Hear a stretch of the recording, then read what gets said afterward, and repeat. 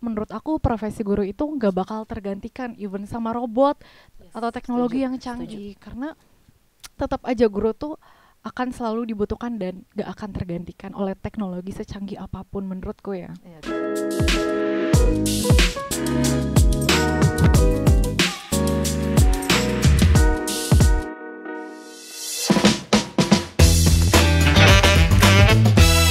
selamat siang dan selamat datang dalam acara perkenalan dengan Kampus Atma atau PDKT edisi Fakultas Pendidikan dan juga Bahasa. Pokoknya jangan kemana-mana, sama kita stay terus di PDKT edisi Pendidikan dan juga Bahasa. Oke, baik. Hari ini topiknya akan sangat-sangat menarik Bapak Ibu dan teman-teman sekalian. Karena apa? Karena akan ada banyak sekali perspektif dari Fakultas Pendidikan dan Bahasa. Ada jurusan apa aja? Ada jurusan bimbingan dan konseling, ada jurusan pendidikan guru sekolah dasar, ada jurusan pendidikan keagamaan Katolik, dan yang terakhir ada jurusan apa lagi di sini nih?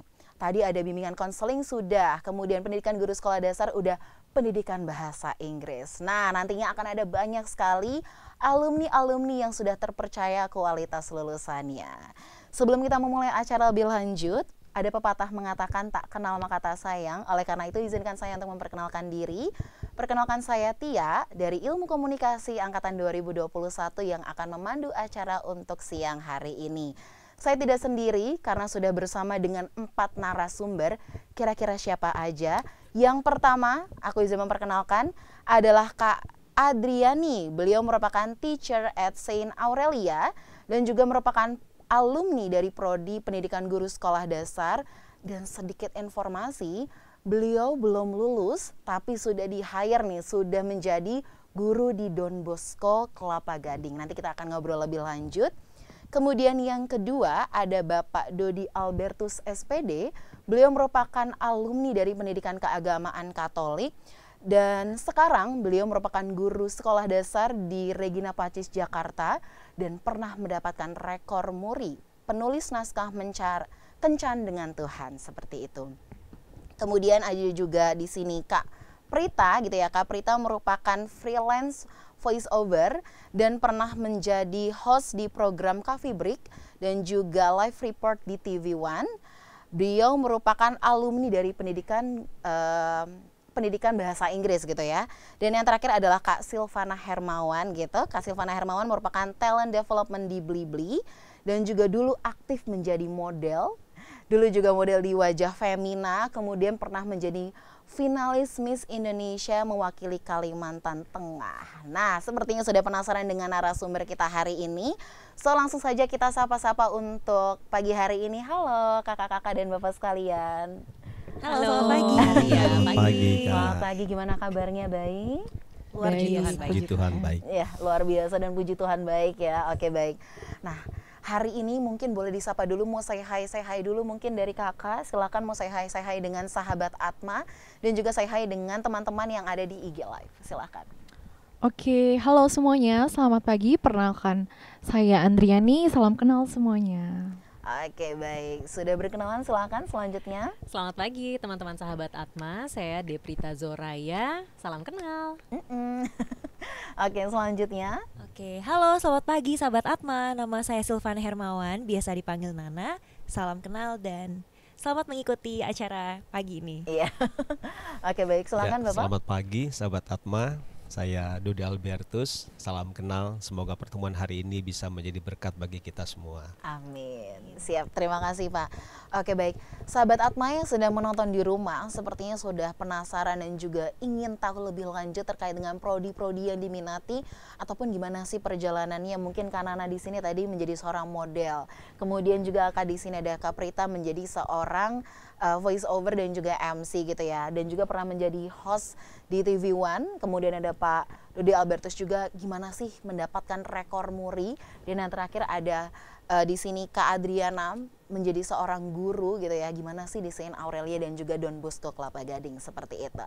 Oke, so tapi sebelum itu mungkin boleh kali ya cerita-cerita sedikit, kita santai aja gitu ya, biar yang di rumah mau sambil ngopi boleh, yang mau sambil makan cemilan-cemilan juga dibolehkan gitu ya.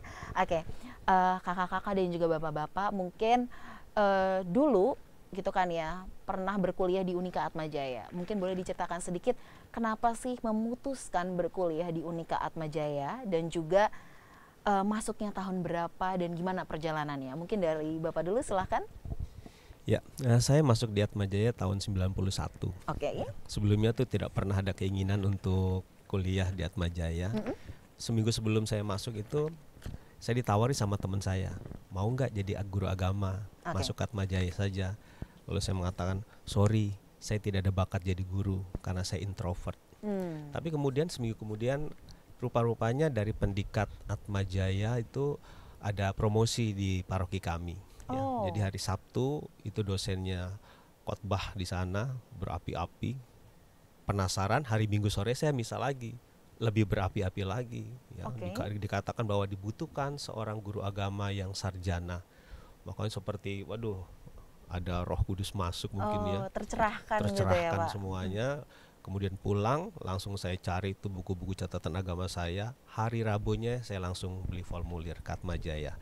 Itu masih buta dari Jakarta Utara ke Jakarta Barat ini. Ke Atmajaya ini, Jakarta Selatan ini ya. Jadi saya harus tanya-tanya, tapi akhirnya sampai juga dan bisa beli formulir ya. Walaupun kemudian orang tua saya menentang habis-habisan ya. Tapi kata saya, kalau Tuhan izinkan semuanya pasti akan terbuka jalannya. Dan akhirnya saya bisa melewati hari-hari itu. Dari mama saya yang senyumnya itu tanggal tua sampai dengan tanggal muda bisa terima saya. Jadi itu luar biasa, Tuhan bisa mengubah berkat Atmajaya ya. Pendikat dari orangnya introvert bisa jadi guru sekitar 28 tahun ini. 28 Tuhan. tahun. Iya. Wah, keren sekali ya, Pak ya. Berarti sahabat Atma yang ada di rumah, Bapak Dodi Albertus ini sudah menjadi guru sekitar 28 tahun. Pasti banyak ya, Pak ya, perjalanannya mulai dari guru di mana dan segala macam gitu ya, Pak ya. Tapi pada akhirnya kenapa sih? Apakah hanya karena Roh Kudus atau memang akhirnya ada motivasi apa gitu, Pak, selain itu? Cita-cita saya memang ingin menjadi orang yang berguna lah bagi banyak orang. Ya. Dan ternyata Tuhan tunjukkan di Atmajaya. Walaupun pertama kali saya mengatakan mustahil, Tuhan bisa ubah saya jadi orang yang diem. Akhirnya harus bisa ngomong di depan orang banyak. Betul. Dan itu bisa terjadi. Dan itu bisa terjadi ya, Pak ya. Betul. Berkat karena tangan Roh Kudus tadi ya, Pak ya. Tangan Roh Kudus dan juga dosen-dosen Atmajaya, teman-teman Atmajaya yang mensupport saya. Sampai saya bisa seperti itu. Supportive system gitu ya, Pak ya, memang yang ada di Atmajaya. Oke, baik. Terima kasih, Pak. Kita lanjut lagi ke Kanana, silahkan. Kanana, gimana nih? Kenapa sih memutuskan berkuliah di Unika Atmajaya? Dan for your information nih sahabat Atma yang ada di rumah, Kanana merupakan model gitu ya, Kak. Sangat-sangat terkenal sekali di Atmajaya dan juga di seluruh antero dunia ini mungkin. Oke, gimana tuh, Kak? Silahkan.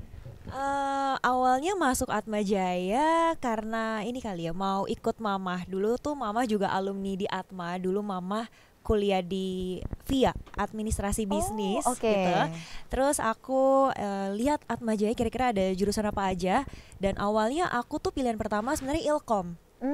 Dan singkat cerita pokoknya akhirnya aku memutuskan untuk masuk ke BK, ke konseling. Karena memang aku suka dengerin curhat orang-orang, dengerin curhat teman-teman. Dan juga guru BK aku di sekolah juga menyarankan kenapa nggak coba konseling juga nih. Jadi waktu itu aku sempat pilihan keduanya konseling dan akhirnya memutuskan untuk masuk di BK Atmajaya. Seperti itu. Oke, sahabat Atma yang ada di rumah, berarti Kanana ini pertama kali mendapatkan rekomendasi dari keluarga gitu ya. Yes, betul. Nah, kemudian Kanana ini riset apa aja sih jurusan yang ada di Atmajaya, salah satunya adalah bimbingan dan konseling gitu ya, karena memang suka mendengarkan curhatan dari teman-teman. Dari keluarga juga kah? Ya, kurang lebih ya seperti itu ya. Oke, baik. Siap, terima kasih Kanana. Thank you. Next, silakan Kak Prita. Oke, kalau untuk aku sendiri memang dulu awalnya itu aku tadinya setelah lulus SMA itu aku sempat di Jerman 1 tahun. Aku ngambil sekolah bahasa di sana. Nah, waktu aku balik ke sini tuh emang bingung sebenarnya. Wah, aku tuh mau kemana ya gitu, mau kuliah di mana. Nah, kebetulan memang pada saat itu banyak banget teman-teman aku tuh yang kuliahnya di Atma. Nah, ada salah satu sahabat aku, dia kuliah di Fakultas Hukum. Jadi aku sering ikut sama dia nih, karena kan pas aku pulang itu udah pendaftaran udah lewat ya gitu. Jadi udah berjalan nih, tahun ajarannya udah berjalan. Jadi ya udah aku cuma main ke kampus gitu kan ngeliat. Nah awal mulanya malah mau masuknya di Fakultas Hukum karena sering ikutnya di hukum ya. Betul. Gitu kan. Bukan ikutan di hukum ya. Terus udah gitu tapi waktu aku udah mulai daftar, udah tes, aku kayak ngobrol lagi nih waktu itu sama di bagian pendaftaran kan, Pak di sini ada buat bahasa nggak ya gitu kan, seperti sastra. Terus bapak yang di pendaftaran bilang coba aja di Fakultas Keguruan Bahasa Inggris katanya gitu. Yaudah deh Pak, saya coba daftar ke situ. Nah keterima, akhirnya masuk deh di Fakultas Keguruan Bahasa Inggris. Dulu namanya masih Keguruan dan Ilmu Pendidikan, sekarang udah ganti nih jadi Fakultas Pendidikan dan Bahasa Inggris gitu. Oke, baik. Oke, berarti perjalanannya lumayan panjang ya Kak ya, dari Jerman karena memang itu sekolah bahasa dan akhirnya memutuskan untuk awalnya karena ikut-ikutan teman di Fakultas Hukum, tapi rasanya kok kayaknya mau melanjutkan lagi gitu ya ke bahasa. Oke, tapi yang aku highlight di sini ya Kakak ya, yang dimana adalah mungkin yang ada di rumah gitu ya Bapak Ibu dan teman-teman sekalian memiliki stigma yang dimana kalau misalnya Fakultas Pendidikan dan Bahasa hanya fokusnya adalah menjadi seorang guru atau menjadi seorang tenaga pengajar ataupun tenaga pendidik.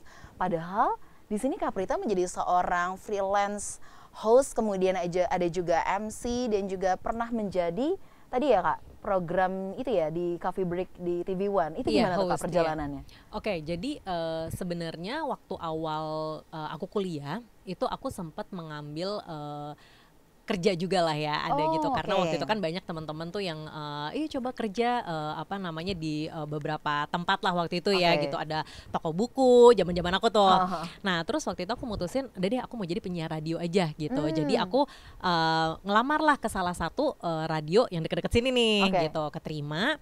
Nah dari situ memang mulai aku kebuka tuh, wah ternyata ada ya apa namanya pekerjaan-pekerjaan yang nggak mengharuskan mengajar seperti itulah kira-kira. Tapi memang sebenarnya pada dasarnya aku suka ngajar, aku suka ngobrol sama orang gitu, aku suka ngomong lah intinya gitu ya.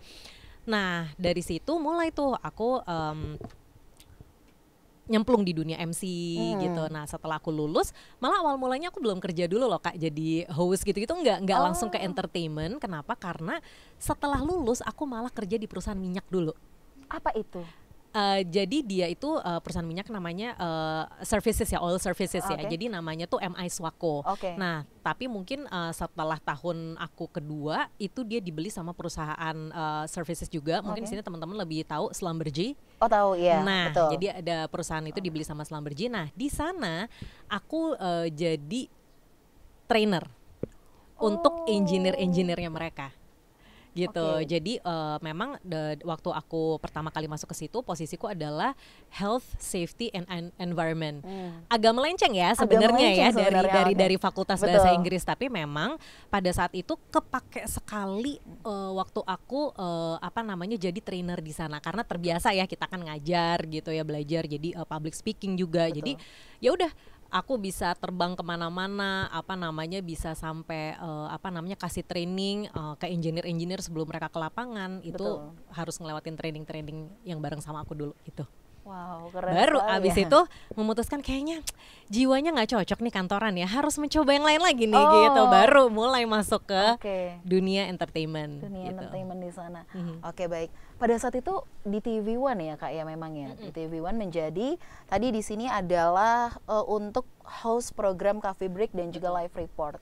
Sudah kemana aja dan mungkin boleh nih sedikit contoh ketika pada saat Coffee Break dan juga live report. Masih ingat gak Kak?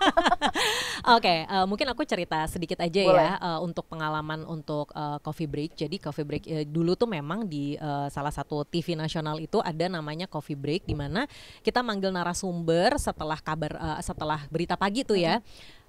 Manggil narasumber untuk kita ngebahas apa aja gitu yang menarik pada saat itu, mulai dari chiropractic dulu atau misalnya apa ada kegiatan-kegiatan yang menarik lah pada saat itu, informasi-informasi seperti itu. Nah kebetulan aku memang di sana banyak ngobrol-ngobrol sama narasumber waktu itu. Nah lalu untuk live reportnya itu mungkin yang paling aku inget banget adalah waktu peluncuran BPJS tahun 2013 Desember masuk 2014 tuh, waktu itu di Istana Bogor.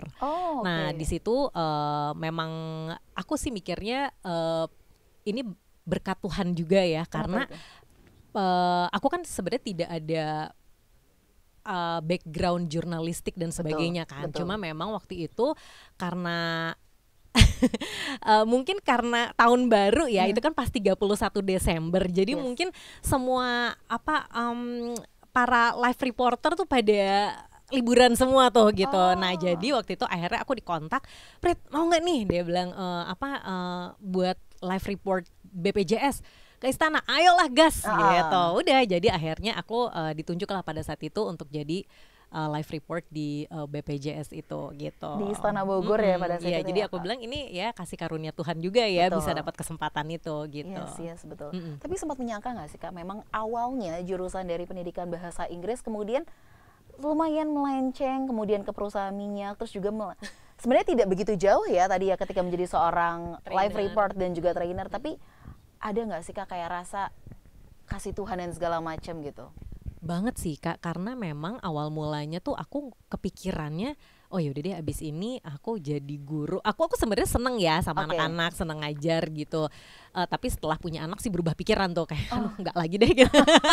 nggak. Jadi memang aku lebih kayak pada saat itu mikir, oh ya ngajar oke lah gitu. Tapi sempat nyoba ngajar, tapi ya mungkin jiwa aku nggak di situ ya, hatinya nih kita bisa bilang biasanya hatinya nih Oke. nggak di situ. Jadi aku memutuskan oke deh aku coba cari ke tempat yang lain dan ya itu tadi karena kasih Tuhan dibawa ke sini satu-satu, tapi semua pasti ada benang merahnya sih, aku Betul. percaya. Betul. Ada keterkaitannya gitu Ada ya. keterkaitannya, betul. Semuanya. Oke, sip. Terima kasih Sama-sama, Kak Kak Tia. Prita. Kita lanjut lagi ke pembicara satunya. Silakan Kak Adriani. Kira-kira apa sih yang memutuskan berkuliah di Unika Atmajaya dan mungkin boleh diceritakan? Oke, kalau aku sendiri pas zaman-zaman SMA kan lagi bimbang-bimbangnya ya. Aku kebetulan sempat konsultasi ke guru BK. Aku bilang, aku kayaknya merasa terpanggil nih menjadi seorang guru. Nah, pada saat itu guru BK aku, teman-teman aku pada kaget. Karena aku pas di sekolah, pas SMA bukan murid yang patuh gitu. Aku bandel, semua pelanggaran dilakuin lah. Bolos, males-malesan, segala macam, suka dimarahin juga sama guru. Oke. Tapi pada saat suatu hari aku ada kesempatan ngajar anak-anak, dan ketika aku ngajar tuh aku kok kayaknya seneng ya lihat mereka tersenyum, ketawa, terus kita bisa berbagi ke anak-anak. Kemudian aku jadi bertekad nih, kayaknya aku ngerasa terpanggil menjadi guru, dan kemudian guru BK aku ini rekomendasikan di Atmajaya. Kebetulan saat itu ada pendaftaran JBT kan, jalur bebas tes. Betul. Kan aku orangnya nggak mau ribet, coba aja deh jalur rapot. Dan Oke. kebetulan puji Tuhan keterima. Jadinya akhirnya di Atma. Oke, baik. Wah, berarti memang dari pengalaman dulu, tapi sempat ini nggak sih Kak? Dulu maksudnya salah satu murid yang tidak patuh terus akhirnya menjadi seorang guru tuh gimana rasanya? Aku malah pernah, aku ibaratnya kemakan omongan sendiri. Iya. Aku pada saat aku SMA aku pernah bilang aku nggak akan mau jadi guru, aku nggak suka sekolah. Tahu-taunya mungkin itu cara Tuhan juga yang mengubah hidup aku. Wah, keren banget ya. Berarti semua ini memang karena kasih karunia Tuhan. Iya, betul. Sudah di jalannya masing-masing dan juga sudah sesuai juga ya dengan apa yang Tuhan berikan gitu. Wah, keren sekali. Oke, siap.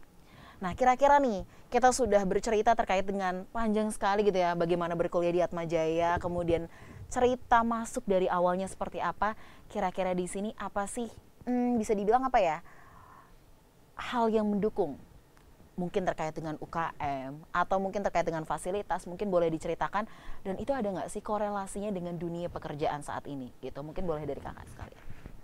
Oke, kalau menurut aku, yang aku suka banget, menurut aku yang salah satu di Atma itu yang unggul adalah dosen-dosennya, Dosen. tenaga pengajarnya ya. Kan dulu aku sempat dengar stigma kalau dosen itu kayaknya cuek ya, kayaknya kita ada jarak sama dosen. Tapi pas aku berkuliah di Atmajaya, dosen-dosennya itu semuanya perhatian, peduli. Bahkan kalau kita nggak masuk, kita sakit, dicariin loh di chat sama dosen-dosennya. Secare itu, dan mereka mau diajak diskusi kalau kita punya pertanyaan, kita bingung. Jadi menurut aku dosen-dosennya, terus sama lokasinya juga sangat strategis ya. Kita mau ke mall tinggal nyebrang di depan, cari makan. Terus transportasi juga dekat. Betul. Berarti di sini aku meng-highlight 3 hal gitu ya, Kak Adriani, yang dimana yang pertama adalah terkait dengan dosen atau tenaga pengajarnya atau tenaga pendidiknya memang di sini sangat-sangat care, yang bisa dibilang apa ya, sangat-sangat perhatian terkait dengan mahasiswanya seperti itu. Yang kedua adalah lokasi. Nah ini penting ya sebenarnya untuk menunjang mahasiswanya, karena memang lokasi ini kita punya 3 kampus. Yang pertama adalah kampus 1 Semanggi, kampus 2 Pluit, dan kampus 3 BSD. Dan semuanya ini sangat-sangat dekat dengan transportasi umum. Itu penting ya, betul ya. Karena apa? Ketika kita butuh banget nih untuk menggunakan transportasi umum, ya udah. Kampus 1 Semanggi sudah ada MRT, sudah ada juga dekat dengan KRL, kemudian dekat juga dengan LRT, Transjakarta, kemudian kampus 3 BSD juga ada stasiun Cisauk, kemudian kampus 2 Pluit sudah dekat dengan Transjakarta, dan itu memang semuanya sudah menunjang mahasiswanya untuk berkuliah di Unika Atmajaya seperti itu. Oke, next, silahkan Kak Prita. Kalau dari aku, kan aku termasuk angkatan lama ya Kak ya. Jadi jujur aku terakhir mungkin waktu kesini itu tahun 2005 lah ya. Nah waktu balik lagi tadi kan aku sempat tour dulu nih, ngeliat wow sekarang Atmajaya itu bener-bener keren banget ya gitu. Dari perpustakaannya, dari fasilitas-fasilitasnya, menurut aku tuh kayak semakin maju, semakin advance dalam segala macam gitu. Nah aku pribadi sendiri kalau ditanya apa yang menunjang dari sisi mungkin aku menceritakan sedikit di prodi aku ya. Boleh. Di bahasa Inggris itu kan kita punya mata kuliah itu namanya public speaking. Nah bisa dibilang sekarang itu kayak belajar public speaking itu tuh di mana-mana gitu. Betul. Ya kan, semua orang mencoba untuk les public speaking ini public. Nah kita tuh sedangkan dari awal pun kita udah dilatih. Betul. Gitu kan di fakultas bahasa Inggris ini. Jadi menurut aku dari sisi mata kuliah itu sangat-sangat mendukung sekali untuk kita bisa ada di marketplace gitu.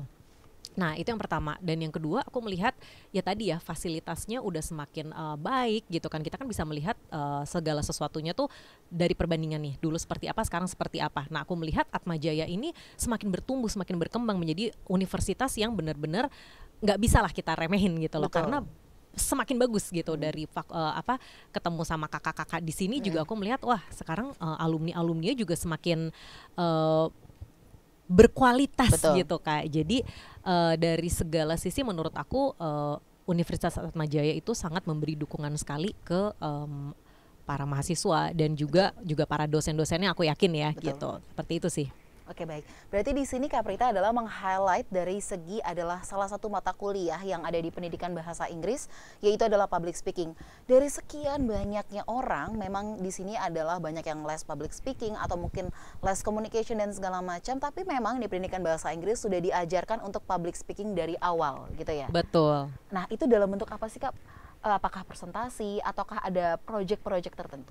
Iya betul, karena aku nggak tahu ya kalau misalnya sekarang ya gitu. Tapi kalau pada saat zaman aku itu dulu kita memang harus membuat seperti presentasi gitu. Kita terbiasa kan ngomong di depan gitu ya sebagai pengajar. Betul. Nah jadi itu buat aku tuh sangat ngebantu banget ketika aku masuk ke corporate ya kan.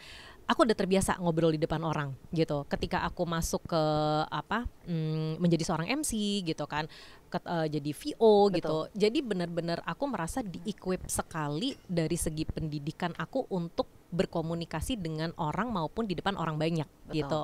Jadi one on one maupun juga kita ibaratnya di panggung lah gitu. Betul. Seperti itu. Jadi buat aku itu memang salah satu yang bisa menjadi poin plus banget ya Kak gitu. Kalau misalnya di dalam perkuliahan kita bisa mendapatkan mata kuliah yaitu tadi untuk presentasi, untuk public speaking gitu. Karena betul. Banyak sekali orang-orang tuh yang punya problem dengan berbicara di depan umum. Setuju. Atau berkomunikasi dengan benar gitu ya. Betul sekali. Jadi sangat membantu sekali ketika kita memang punya mata kuliah yang sudah include di dalamnya seperti itu. Betul. Nah, berarti di sini kita melihat juga ya bahwa Unika Atmajaya kan sudah memiliki akreditasi unggul, kemudian juga sudah top 3 PTS menurut QS World Ranking. Jadi sudah tidak diragukan lagi gitu ya Kak Prita ya, memang dari public speaking dan segala macam kita sudah diajarkan gitu ya. Yes. Nah, kita menyambung ke public speaking dan juga communication. Kalau terkait dengan hard skill dan soft skill, bagaimana Kak? Di Unika Atmajaya sudah dipersiapkankah atau nanti dulu deh gitu? Kalau misalnya untuk soft skill sih udah pasti ya, karena kita kan banyak dapat ilmu-ilmu ya. Betul. Gitu. Tapi kalau misalnya untuk hard skillnya itu aku ingat aku memang dulu nggak terlalu aktif di UMKM ya. Di UKM UMKM. Kebiasaan untuk ini ya MC untuk UMKM. Okay. Jadi aku dulu nggak terlalu aktif di UKM, tapi memang aku senangnya apa? Atma Jaya itu suka melibatkan kita sesuai dengan porsi dan kapasitas mahasiswanya. Jadi aku itu dari 3 tahun ya mungkin ya, selama 4 tahun aku berkuliah di sini tuh 3 tahun aku tuh selalu nge-MC untuk kelulusan wisuda. Oh oke, siap-siap. Gitu, jadi aku ya happy ya, karena memang kita sebagai mahasiswa itu kan kita punya kemampuan sesuatu. Betul. Kita dipakai, dilibatkan. Setuju. Itu buat aku tuh sangat-sangat membuat kita sebagai mahasiswa itu menaikkan sekali self confidence kita. Yes. Gitu. Jadi kita kayak seperti dilatih, diyakinkan, oh ya kamu pasti bisa kok gitu. Di luar sana kamu pasti bisa gitu, dengan kita kasih pelatihan dari sini gitu. Setuju. Jadi itu yang buat aku tuh memorable banget ya waktu kuliah di sini gitu, karena nggak banyak ya kampus-kampus itu biasanya mereka mungkin pakai dari luar nih gitu kan supaya terlihat bagus, tapi di Atma Jaya mereka itu langsung melatih dari anak-anak muridnya gitu kan, mahasiswa-mahasiswinya.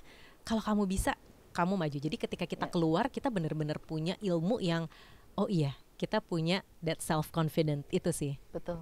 Iya. Oke, sahabat Atma, itu adalah yang di-highlight bahwa memang untuk mahasiswanya sudah sangat-sangat kita persiapkan, sudah sangat-sangat dilatih juga ya, baik soft skill maupun hard skillnya seperti itu. Oke, next. Silakan Kanana, terkait dengan tadi apa sih yang menunjang selama perkuliahannya Kanana? Silakan. Oke, kurang lebih aku setuju banget sama teman-temanku, kakak-kakak yang ada di sini. Aku mungkin mau tambahin sedikit gitu ya, dari sisi dosen-dosen aku benar-benar setuju banget, terutama di prodiku, di prodi BK. Dosen-dosennya benar-benar sangat mengayomi gitu ya, gaul juga. Kalau misalkan kita di luar jam perkuliahan ada yang pengen ditanyain, mereka sangat-sangat terbuka untuk kita ganggu gitu ya, untuk kita tanya-tanyain. Terus aku juga mau highlight juga tadi dari sisi kampus, bener banget Kak. Aku baru lulus sekitar berapa tahun lalu ya? 6 tahun lalu gitu ya. Tapi udah banyak yang berubah nih di Atma sini. Aku sadar semakin banyak ruang terbuka hijaunya. Jadi dari dulu memang sudah ada ruang terbuka hijau, tapi sekarang makin luas gitu. Jadi menurutku sangat-sangat mendukung sih. Ketika kita berkuliah pasti kan tentunya kita mau banyak diskusi atau mungkin belajar sendiri gitu ya. Jadi aku sih dulu waktu kuliah aku suka belajar menyendiri. Jadi ada beberapa spot-spot khusus nih di Atma yang aku tuh udah kayak ada hidden gem gitu untuk aku kayak menyendiri, duduk dan belajar. Nah, aku lihat di sini kayak wah banyak banget spot-spot baru dan kayaknya sangat-sangat bisa mendukung kita nih untuk kita bisa belajar sendiri maupun kita untuk diskusi bareng sama teman-teman di luar jam perkuliahan. Betul. Gitu. Terus yang mau aku highlight juga tentang UKM.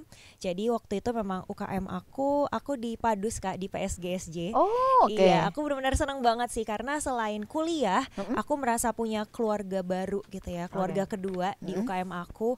Karena jadi ke kampus itu ada aktivitas lain selain belajar. Kita nongkrong di sekre, terus kita juga latihan nyanyi dan kita juga dilibatkan untuk ikut mengisi acara-acara gitu ya dalam UKM Padus aku di PSGSJ.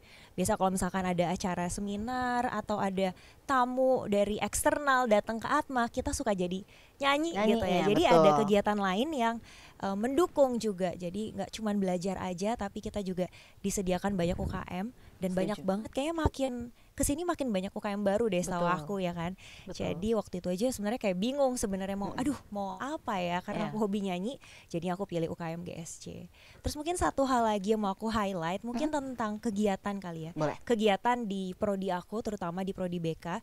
Jadi nggak cuman ada perkuliahan tatap muka aja di ruang kelas, tapi di prodi aku di BK tuh juga ada kegiatan untuk mendukung soft skill maupun hard skill kita dan untuk mempraktekkan perkuliahan yang kita diajarkan setiap harinya. Kalau di prodiku tuh ada program namanya TOC atau Ties of Counseling. Ya, itu tiap tahun biasanya kita pasti pergi ke suatu tempat dan biasanya tempatnya berbeda. Biasanya tuh selama perkuliahan ada 3 kali TOC gitu ya. Ada saat kita menjadi mahasiswa baru tahun pertama, tahun kedua, lalu tahun ketiga saat menjadi senior kita menjadi penyelenggaranya, jadi panitianya. Jadi benar-benar seru banget di sana, banyak kegiatannya. Ada salah satunya waktu itu pernah live in ke Jogja gitu, terus pernah kita mengajar juga ke sekolah-sekolah. Jadi menurut aku kegiatan belajar di Atma tuh nggak membosankan gitu ya. Setuju. Karena nggak cuman tatap muka dengan dosen di kelas aja, tapi kita juga dibekali dengan banyak aktivitas kegiatan untuk kita bisa terjun langsung ke lapangan, untuk kita bisa studi banding dengan univ lain waktu itu, untuk live in lah, untuk ngajar di sekolah-sekolah, dan ditambah juga tadi dengan UKM yang banyak. Jadi kayak menurutku Tidak usah diragukan lagi lah masuk Atma Jaya gitu. Iya betul. Ya no gimmick gitu ya Kak ya. Benar, no karena gimmick udah kita alami sendiri. Setuju. Yes. Setuju. Di sini aku meng-highlight adalah terkait dengan ruang terbuka hijau, karena itu benar-benar sangat-sangat penting ya Kak Nana ya. Karena ketika tempatnya kurang enak, sumpah itu kan gak enak kalau kita belajar ya. Betul. Lebih enak kita punya ruang diskusi, ngobrol sama teman di ruang terbuka gitu ya. Apalagi sekarang sudah ada Taman Bangga Atma gitu Kak. Yes, betul. Zamannya Kakak udah ada belum? Belum ada. Belum ada. Enak banget tuh gak sih kalau sambil belajar kita bengong lihat yang hijau-hijau kan, lihat pemandangan alam, nature, kayaknya rasanya lebih tenang gitu, hati lebih sejuk. Benar, apalagi di tengah hiruk pikuknya Jakarta yang benar-benar mungkin sumpek gitu ya, tapi memang kalau ketika di Atma Jaya tuh hijaunya banyak, mata kita juga jadi lebih sehat gitu. Betul banget. Setuju. Dan hal yang kedua adalah terkait dengan ini ya tadi ya, UKM. Mungkin cerita sedikit juga ya Kak, memang di Unika Atma Jaya ini kegiatan di fakultas, kemudian di prodi, bahkan di tingkat universitas juga sangat-sangat banyak gitu. Betul. Mungkin tadi dari sisi bimbingan dan konseling, mungkin dari aku sendiri ilmu komunikasi itu juga ada namanya Atma Radio. Jadi memang kita sangat-sangat menunjang untuk perkuliahan dan juga menunjang kegiatan mahasiswanya dari apakah dia tertarik untuk dunia announcer, broadcaster dan segala macam. Itu sangat-sangat penting untuk pengembangan soft skill dan juga hard skill yang sangat berguna di dunia kerja gitu ya Kak Nana. Betul, tentunya. Oke, sip. Silakan yang terakhir Pak Dodi. Ya, saya bagian terakhir nih. Setuju semuanya. Ya, saya yang angkatan lama ya. Kalau dikatakan tadi dosennya sungguh luar biasa, saya merasakan sendiri ya. Jadi untuk di pendidikan itu dosen sama mahasiswa itu kayak teman, kayak orang tua juga. Jadi kadang-kadang kami tuh adakan kegiatan, yuk hari ini minggu ini kita kunjungan ke dosen ini. Jadi sama-sama teman satu angkatan tuh nonton rujak bareng, ya makan bareng. Lalu yang paling saya senang adalah teman-temannya. Itu kan di Pendikat Atma Jaya itu teman-temannya itu saling mendukung satu dengan yang lain. Jadi tidak ada lagi, karena kan di kami tuh ada yang dari Flores, dari Medan, dari mana-mana ya. Ada yang suster juga, ada yang bruder, ada yang awam, semuanya. Jadi campur semua di situ. Jadi waktu pertama kali saya masuk sih kayaknya, waduh, ini kayaknya suci banget nih di sini nih. Tapi setelah perjalanan selanjutnya malah berubah. Iya. Ya, saya yang nggak suci jadi suci, yang tadinya suci jadi nggak suci. Seperti itu. Malah kebalik ya. Kebalik ya.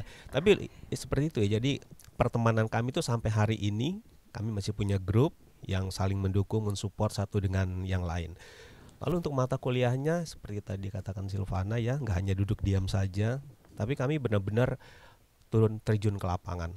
Jadi waktu itu ada mata kuliah untuk memberikan pembinaan iman untuk buruh-buruh di Tangerang. Ya, jadi kami buat kelompok, lalu sama-sama nih naik bus kota ke sana ke Tangerang, cari di mana rumah orang Katolik, ya. Bingung kan carinya bagaimana, nggak bisa nanya-nanya kan. Dengan areal seperti itu. Tapi kemudian kita cari aja yang ada salib, ada korpusnya, ada daun palmanya. Kita kunjungi di situ. Bener nih, begitu ketemu ya, ucapkan salam lalu tanya-tanya mana ketua lingkungannya, di mana kos-kos para guru yang buruh-buruh yang Katolik. Nah di situ kemudian kami bisa buat acara sama-sama ya. Dan yang paling unik adalah untuk cari dana nih.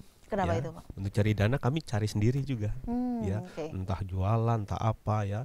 Terus yang paling unik juga di kami Pendikat itu ada paduan suaranya. Oh sendiri? Ya, sendiri. Oh, ya, jadi untuk mengiringi misa kalau misalkan kami lagi promosi ke paroki-paroki. Jadi terus terang saya nggak ikut di UKM ya, tapi masuk di Pendikat aja, di situ sudah ada. Jadi senang nih. Tiap hari kami ada latihan, terus sudah siap-siap semuanya untuk nanti akan ada bulan ini di paroki mana, bulan Betul. mana di paroki mana, dan itu bisa menjaring mahasiswa baru untuk masuk juga ke prodi pendikat ya. Setuju. Jadi itu Keren. puji Tuhan ya. Jadi kalau misalkan teman-teman yang muda-muda ini mau untuk menjadi kepanjangan tangan Tuhan, boleh masuk nih di Atma Jaya. Ya, saya kasih keyakinan bahwa pasti bisa. Pasti Ya. bisa. Kalau saya bisa, kenapa yang lain nggak bisa? Betul. Ya. Setuju. Saya yang tadinya tidak bisa berbicara, ya, sampai sekarang ini dikatakan sebagai tukang doa.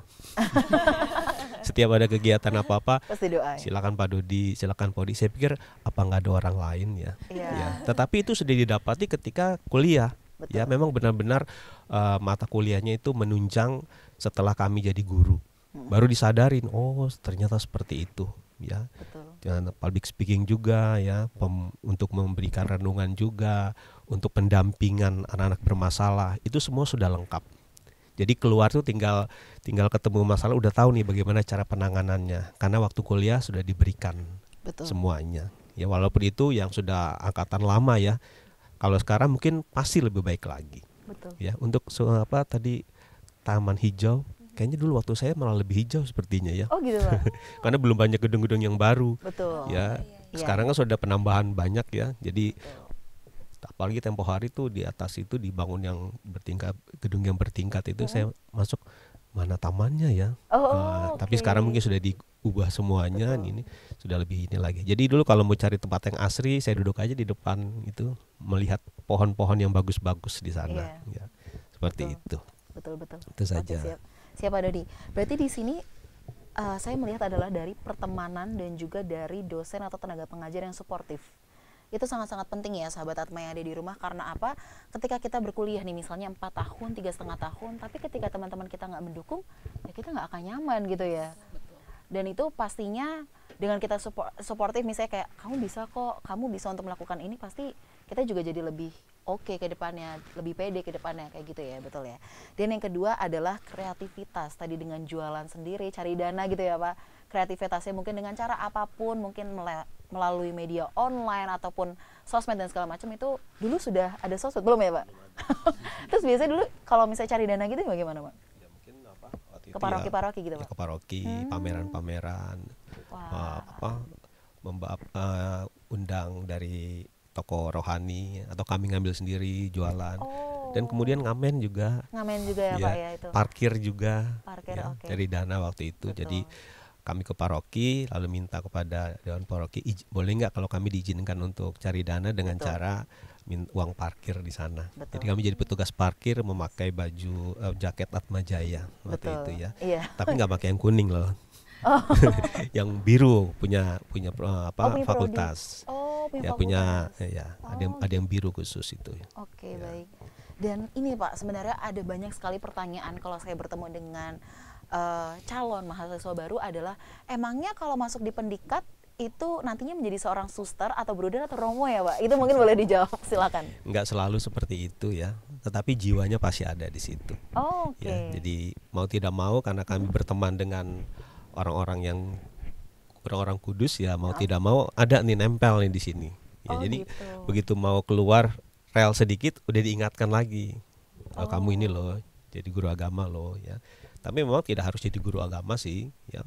Banyak. Ada teman juga yang jadi berumah tangga juga lebih baik lagi. Oh, iya, Ya, betul. bisa mendampingi. Setuju. Dan tidak hanya bekerja di sekolah, tapi juga bisa untuk ketemu memberikan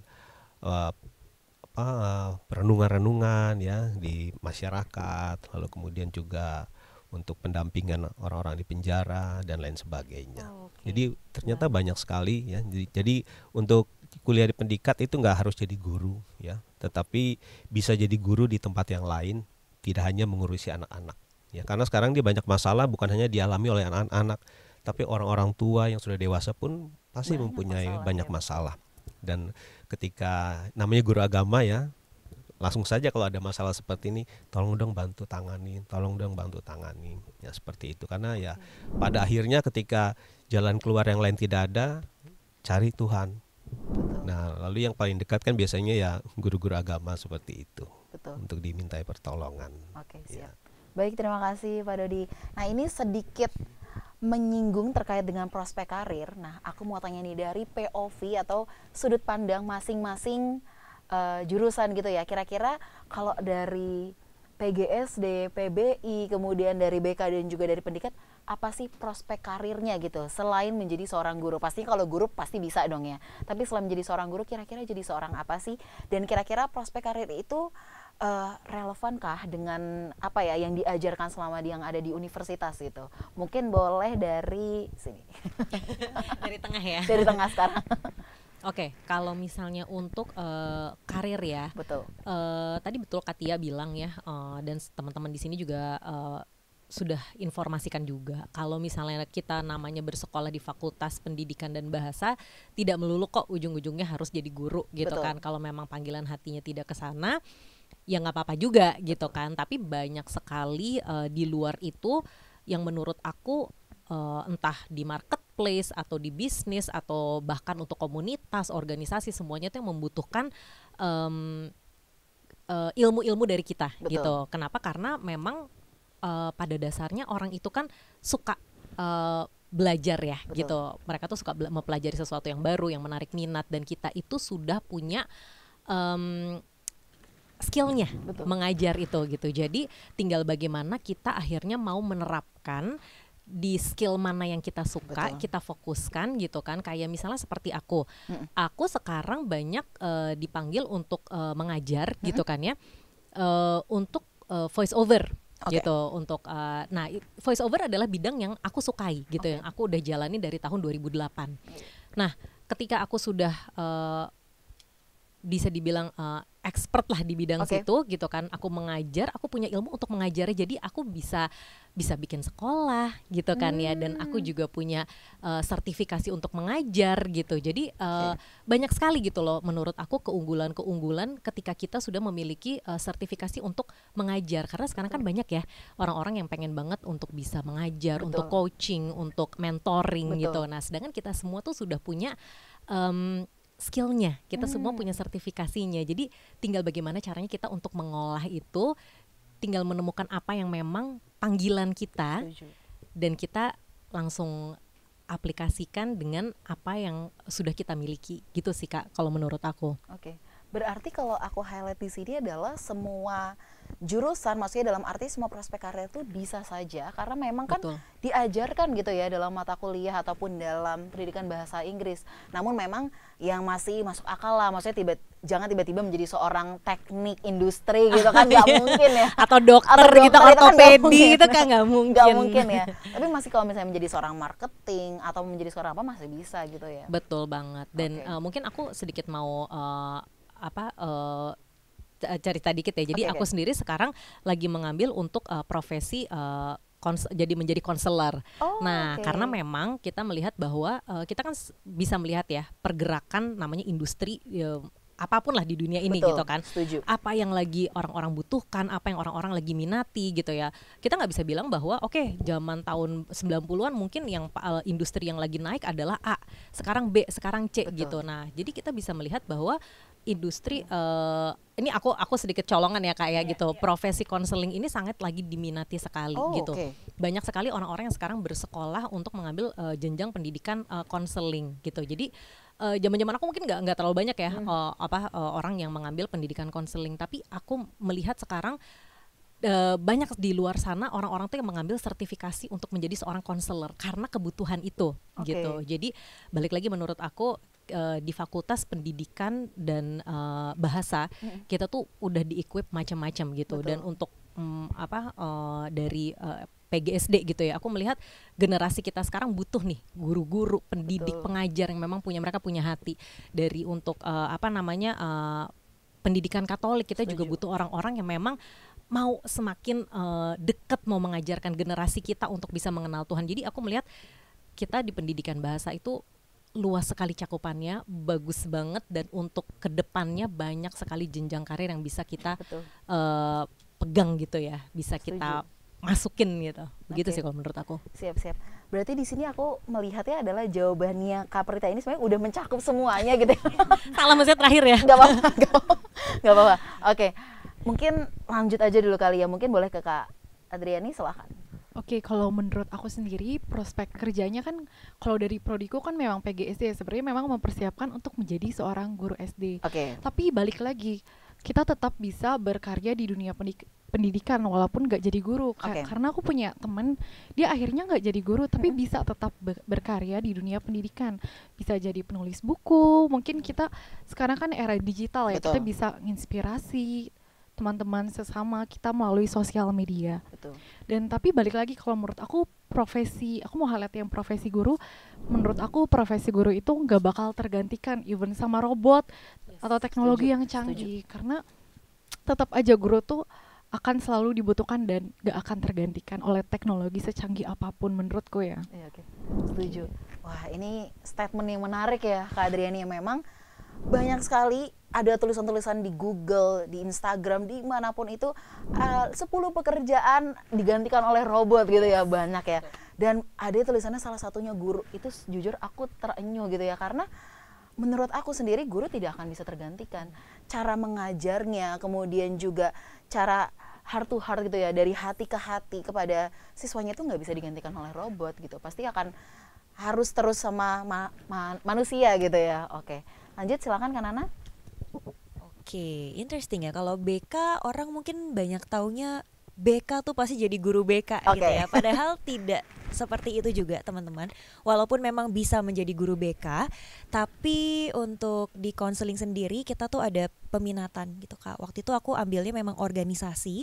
Jadi memang aku sudah pengen dari dulu pengen jadi pekerja kantoran gitu. Jadi prospek karirnya di HR atau HRD memang kalau untuk berkuliah di BK, karena kita juga ada belajar psikologi organisasi, kita juga belajar manajemen sumber daya manusia. Jadi memang bisa banget nih untuk berkarir di perusahaan menjadi seorang HR atau HRD.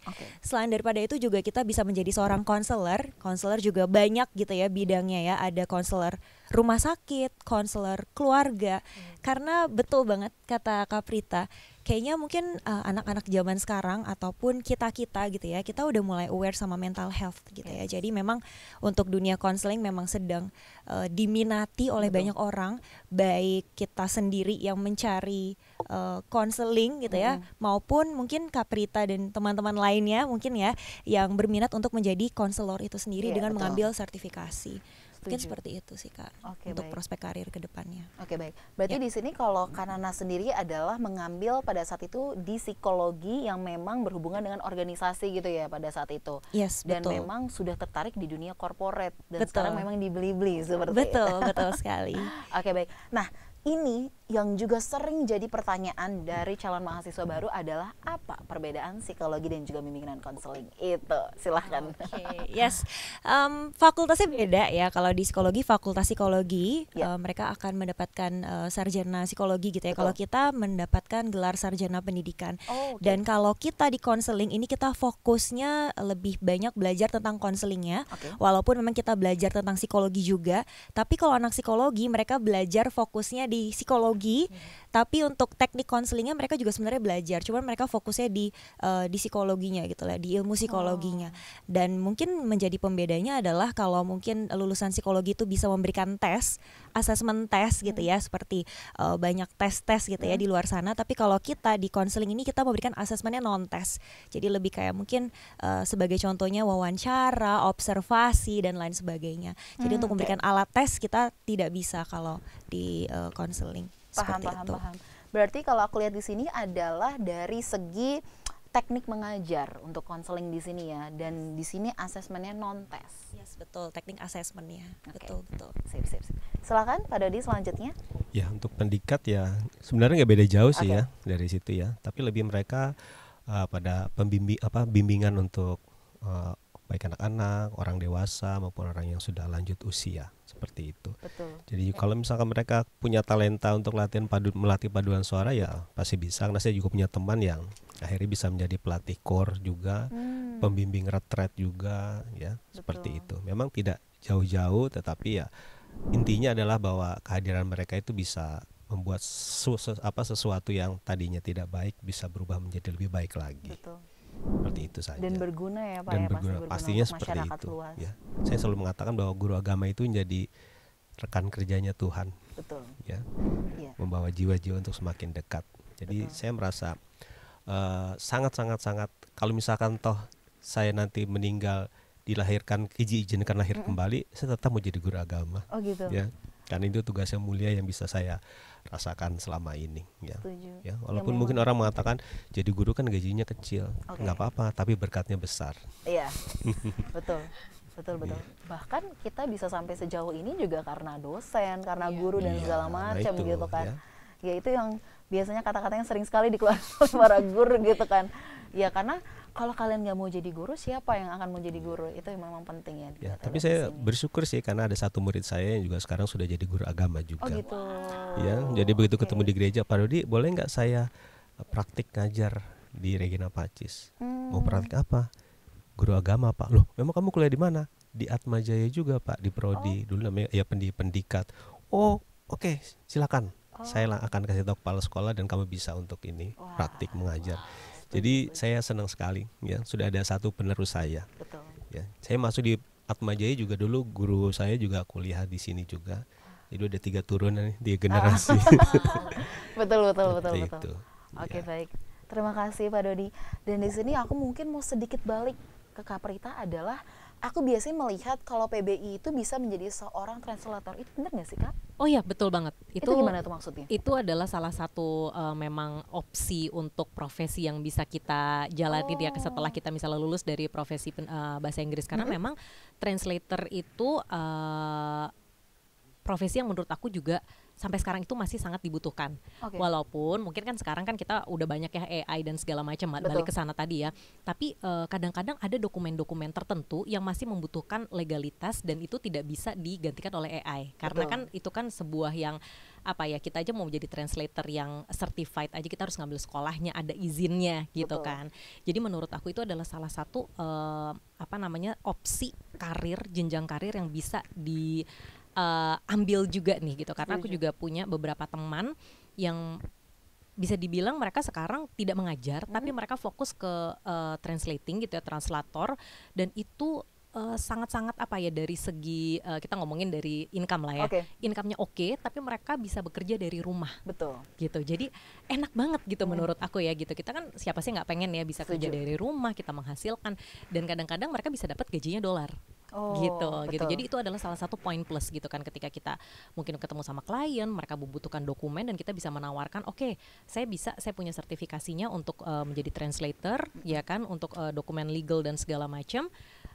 Saya bisa bantu. Itu kan juga salah satu poin plus kita untuk ya tadi ya, balik lagi ya, orang akan melihat kita jadi ada value yang lebih. Jadi ya entah mungkin buat kita bisa dipakai lebih lagi, atau misalnya kita bisa semakin naik karirnya karena hal seperti itu gitu. Jadi menurut aku ini banget sih, bagus banget, salah satu profesi yang bisa diambil itu. Dan prospek karirnya oke kan tadi ya? Oke banget, oke banget. Itu masih belum, menurut aku masih belum digantikan ya, belum bisa digantikan ya. Gitu. Betul sekali. Oke, baik, Pak Dodi, Kak Nana, Kak Prita dan juga Kak Adriani, sepertinya sudah banyak sekali ya kita ngobrol-ngobrol juga dengan audiens, dengan sahabat Atma. Dan yang terakhir, closing statement, apa sih pesan yang ingin disampaikan kepada calon mahasiswa baru? Kira-kira apa ya bisa dibilang ya, aku masih ragu Kak untuk berkuliah di Atmajaya, gimana cara meyakinkannya? Silahkan, mungkin dari Kak Adriani dulu. Oke, mungkin yang masih ragu-ragu untuk kuliah di Atma atau masih bingung nih pilih jurusan apa, mungkin kembali lagi ya, kita harus cari dulu passion kita tuh di mana, dan kita harus pikirin juga kira-kira passion kita nih cocoknya jadi sekedar hobi saja kah, ataukah kita mau fokus di bidang ini. Dan kita bisa banget diskusi sama orang tua kita, mungkin orang-orang terdekat kita yang sudah berpengalaman gitu ya, dan kita juga bisa lihat kira-kira prospek jenjang karirnya tuh ke depan oke gak. Sebenarnya bidang apapun bagus ya, asalkan kita harus bisa unggul mungkin ya. Betul. Gitu sih. Oke, baik. Mungkin next, Kak Prita? Kalau dari aku satu sih, kalau kita bingung, aku selalu balik lagi, kita bawa doa. Gitu kan, kita pastikan kita sebenarnya maunya apa dulu gitu kan, kita doakan, kita minta Roh Kudus yang tuntun nih, kayak tadi ke Pak Dodi ya gitu, Roh Kudus yang tuntun kita kemana gitu, karena aku bilang kita butuh sekali sih untuk nggak bisa asal-asalan. Nah, dan aku juga pengen mungkin di sini mengingatkan ya buat teman-teman semua gitu yang mungkin sekarang lagi mengalami kegalauan, jangan berpikir bahwa try to think out of the box. Karena di luar sana banyak sekali kita nggak pernah tahu ya, profesi, jenis pekerjaan itu tuh ada banyak banget yang mungkin nanti di tahun-tahun mendatang itu juga akan bermunculan yang kita nggak pernah tahu apa gitu. Jadi jangan berpikir bahwa wah kalau pendidikan nanti jadinya guru, oh nanti jangan seperti itu gitu kan. Kita mencoba untuk berpikir yang luas, karena aku yakin banget ketika kita melakukannya dengan sepenuh hati pasti akan ada pintu-pintu yang dibukakan buat kita.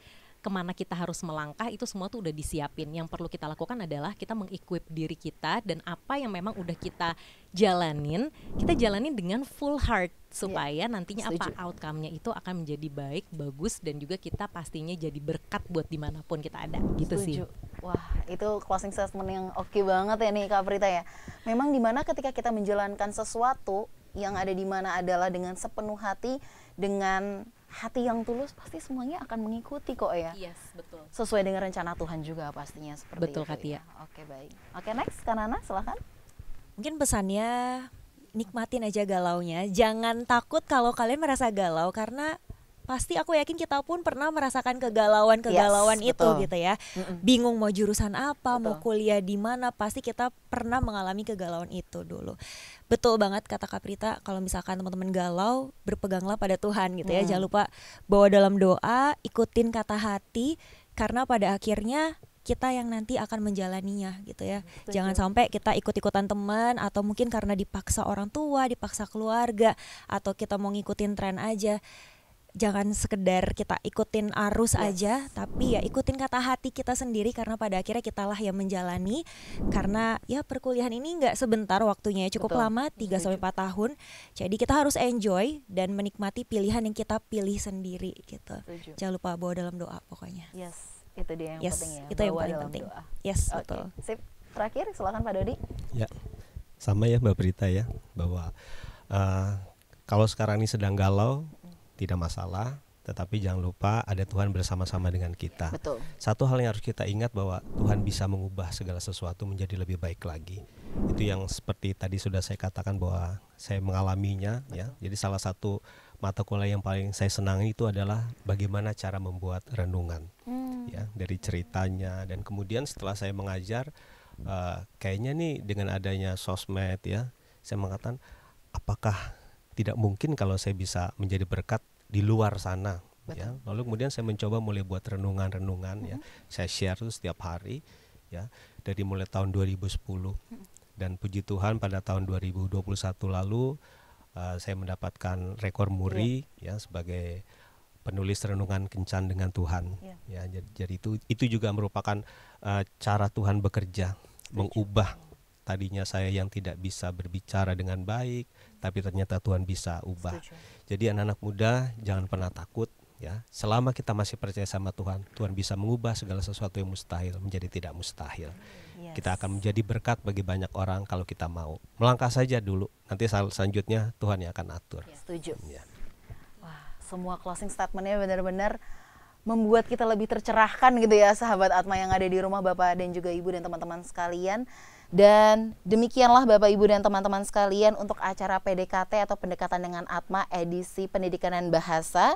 Semoga bermanfaat seluruh informasi dan semoga insightful ya untuk sahabat Atma yang ada di rumah. Mewakili seluruh panitia yang bertugas, saya Tia mengucapkan terima kasih dan memohon maaf apabila ada kesalahan kata atau perbuatan yang kurang berkenan di hati sahabat Atma sekalian. Dan sampai jumpa di Unika Atma Jaya yang khususnya adalah terpercaya kualitas lulusannya. Terima kasih, selamat siang.